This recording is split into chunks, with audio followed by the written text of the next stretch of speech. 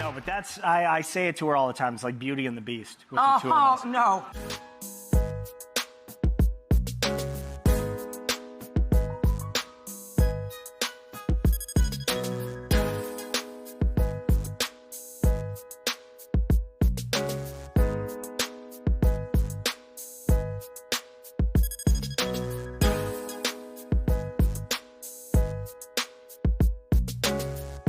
For me, it's important to be with them and to be present with them and to watch them grow.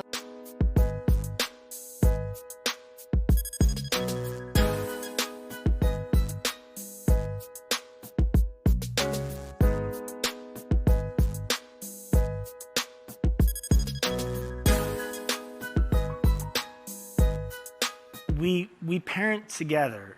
I'm much more the bad cop than she is. And at first that sort of was an issue for us. And now we've listened to each other and we talk to each other about things. And then if she doesn't like something or I don't, we respect it and we listen to it.